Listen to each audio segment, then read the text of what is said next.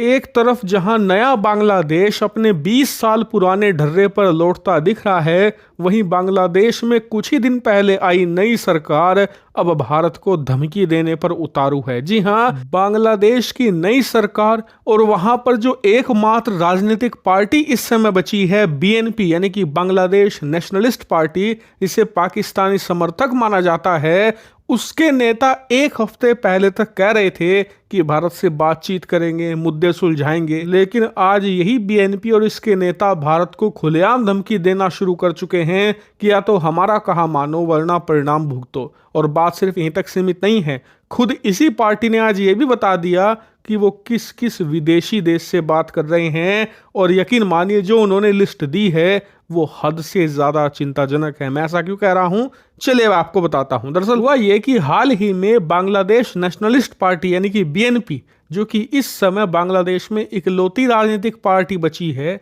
और ये बात तय है कि बांग्लादेश में जब भी चुनाव होंगे तो यही पार्टी जीतेगी, सरकार इन्हीं की बनेगी।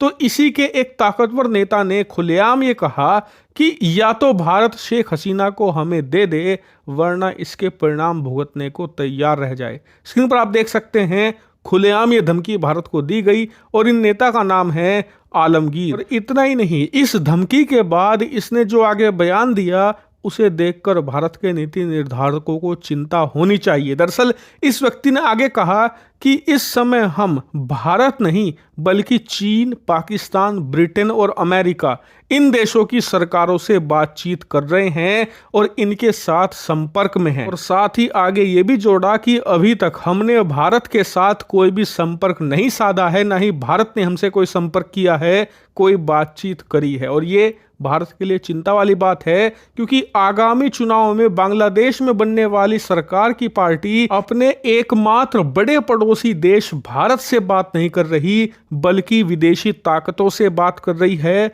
और बात सिर्फ यहीं तक सीमित नहीं है, इसी के साथ साथ इस पार्टी और इसके समर्थक सोशल मीडिया पर भारत के खिलाफ फेक न्यूज़ भी जमकर फैला रहे हैं। कभी कहते हैं कि भारत ने जानबूझकर हमारे देश में पानी छोड़ दिया, बाढ़ ला दी।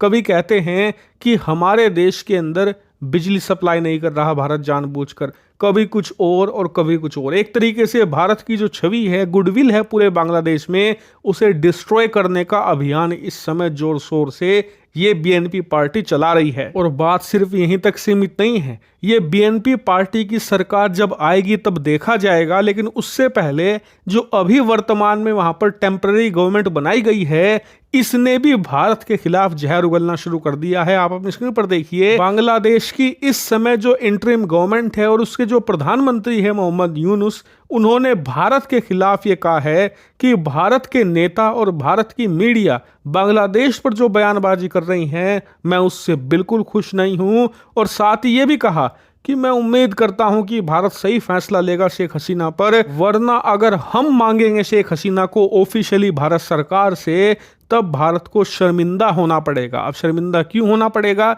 इनके अनुसार 2013 में भारत और बांग्लादेश ने एक संधि करी है, इसके तहत अगर भारत से कोई अपराधी बांग्लादेश भाग जाता है तो बांग्लादेश की सरकार उसे भारत को वापस करेगी, और अगर कोई ऐसा अपराधी है जो बांग्लादेश से भागकर भारत में आया है तो भारत सरकार उसे वापस करेगी ही। और इनके तहत इस संधि को भारत पूरा हर हाल में करे, ऐसा करना जरूरी है। लेकिन मेरा सवाल इनसे बस जरा सा ये है कि भारत में लाखों रोहिंग्या अपराधी हैं, इन्हें ये कब वापस लेंगे?